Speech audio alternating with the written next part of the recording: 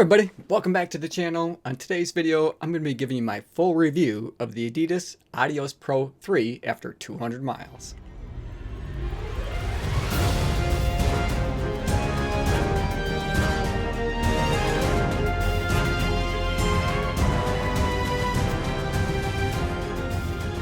Alright, so grab your coffee or your favorite drink and let's get into it. Right off the bat, I just want to let you know that I did purchase these with my own money, so there's absolutely no chance for bias at all. So no one's paying me to make the video, no one's telling me what to say, and no one has an opportunity to preview my thoughts before I share them with you first here on YouTube. So let's start with some of the basics. Now these cost $250 US, but you can find them on sale from time to time for right around $175, and that's again US dollars. Right now, I did go online, did a little bit of a search because that's what I ended up paying for these, $175 when I first purchased them. And while you can still find them on sale for that price, the sizing is a little bit limited, more so than what they were when I purchased mine. Now you can pick up a brand new pair with the new colorways for, again, that $250 US. It's a little bit expensive, a little bit on the high side for a pair of running shoes, but for a pair of carbon assisted marathon racing shoes, that's pretty much, unfortunately, what they're getting for those shoes these days. All right, so let's talk about some of the specs of the shoe. Now, for a US men's size 9, which is what I wear, they came in at 7.5 ounces on my scales, which is the equivalent of about 212 grams. Lots of stack height foam. They're using their Lightstrike Pro foam, a couple different layers of it. They've got 39.5 millimeters in the heel and 33 millimeters up into forefoot, so they have a 6.5 mil drop from the heel to the toe. But then embedded within that foam are some carbon fiber rods. So these are carbon assisted shoes. They're not carbon plated. They are rods that kind of splay out, and they feel really terrific. They're using their Energy Rods 2.0. With the upper, they're using a cellular mesh. It's a single cellular mesh material, super lightweight, breathable. We're going to talk a lot more about that here in a minute. And then on the outsole, they're using Continental rubber. So after 200 miles, we're going to be looking at durability. So how are all of those things holding up? And we're also going to talk about the fit, the comfort, and especially the ride of the shoes. We're also going to touch on who I think these might be best for and how I've been using them to train for the Boston Marathon. Now, over the last 200 miles, I've really put these things through the paces. As I mentioned a minute ago, I am training for the Boston Marathon, and about 13 weeks with a 16-week marathon training program. If you guys want to check that out or join us over on some of those videos, I post those weekly, different updates, as well as other videos throughout the week. So I'd love to have you over there. And if you want to look at more detail into the different workouts that I put these through, feel free to join me on Strava. I'd love to connect with you there, and I put a link in the description below, just in case you want to connect on Strava. So let's start. We'll talk about the ride of the midsole first. With all of the Lightstrike Pro foam combined with those carbon fiber energy rods, the 2.0 version, these feel terrific. I've always loved the ride of the midsole of these. Never had any issue with that. In my opinion, it's just gotten more and more favorable over time. Now, the other day, I took these out on my long run, which was just shy of 23 miles. So not quite a full marathon, but far enough for me to know whether or not I would want to take these out on marathon day. And I wouldn't have any issues at all. Now, keep in mind, when I put those 23 miles on, or just shy of the 23 miles, I'd already had 175 miles that I've racked up on these. So even with a fair number of miles on these still felt really terrific on those longer distances, especially when I got up to like a mile 20 or so.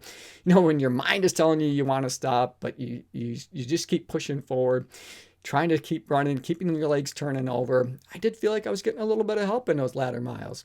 That the energy rods, especially up on the forefoot of the shoe here, when I was landing, it was just giving me a little bit of help, a little bit of extra pop off the toe. Absolutely loved it.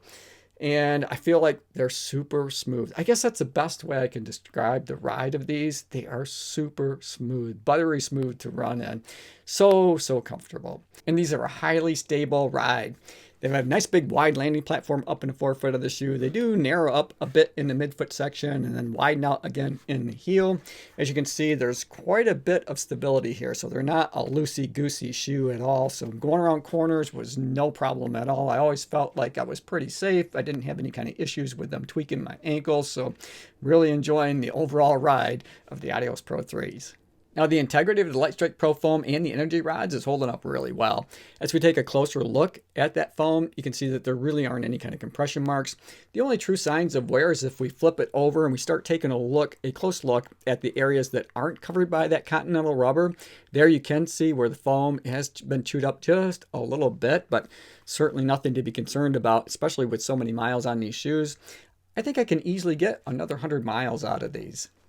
So as long as we've got these flipped over, let's take a look at the outsole. Now here they're using continental rubber. It's a very thin layer, and you can see that there's really no tread at all to speak of on these. But remarkably, they hold really tight to the pavement, even under some wet conditions. So I had these out on some wet pavement, concrete, and they did a really good job sticking to the road. I never felt like I was unsafe because of the outsole not gripping as well as I thought that it needed to.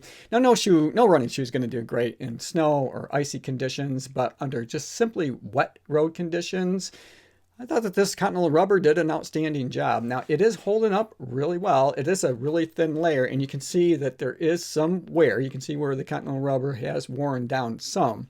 But again, I still think I've got lots more miles that I can put in these. So let's talk about the upper. Now here again, they're using a single layer cellular mesh material. It's super lightweight, highly breathable, perfect for hot days. Not so much on some of those cold winter days that I've had these out on, or if it was raining, because my feet did get damp in these, but the material itself is holding up really, really well. Highly, highly durable. I can't find any signs of wear on the upper at all. No rips, no tears, really no signs of any kind of wear. So durability wise, they're holding up extremely well. Now on the downside, it's a real plastic feel to them, and that really hasn't changed. So it's not as if the upper's going to break in and get softer over time. And one of the issues that I had right at the start when I first bought these and ran in them a couple times is some comfort issues right up at the start of the lace enclosure system here. I had some pain points, and it took me a while to be able to crack the code so I could run in these comfortably. And the way that I was able to do that is by adjusting the tension on the laces. I really have to leave the first, basically 3 eyelets snug, and so I can't cinch them down like I'm accustomed to doing in other shoes, other marathon racing shoes. But if I leave the first 3 snug, but not cinched, and then start to cinch them down at the top half of the lace enclosure system using the heel lock knot, that's worked for me. And now that I've been able to figure that out, or once I was able to figure that out, I love to pick these up time and time again because of that buttery smooth midsole ride that we just talked about. Now the tongue is super thin, as you can see. It's really very flimsy, and it's one of my least favorite features of the shoe. And that's because I'm constantly having to make sure that it's laying flat across my foot. It's so thin that it just wants to fold in on itself all of the time. So it takes me a few extra minutes just to loosen up the laces, tuck the tongue in so that it's laying flat across my foot. And I'm hoping that in future versions of the shoe that they address that. Maybe they could gusset it. Maybe they give it more of a booty style so that you don't have to deal with that.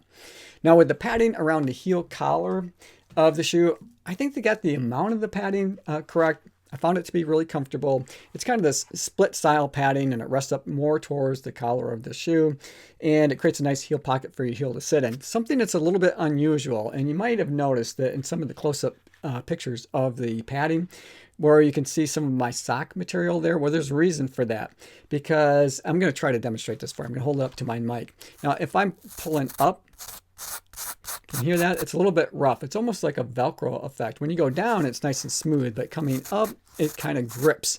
And that's gripping right into my sock. Now, that does help to hold your heel in place. It also tears up my socks just a little bit. I don't know if anybody else has had that experience at all, but there's always sock material of some sort stuck on that padding because of that. So it's a bit of a, like I said, Velcro effect, where it's kind of smooth going down, rough coming up, which helps to hold your heel in place. Nice solid heel pocket for my heel to set in. And then lastly, I'm going to put this up on my shoulder, and I'm going to give it a bit of a pinch test, and we'll check out how much structure that they have in the heel.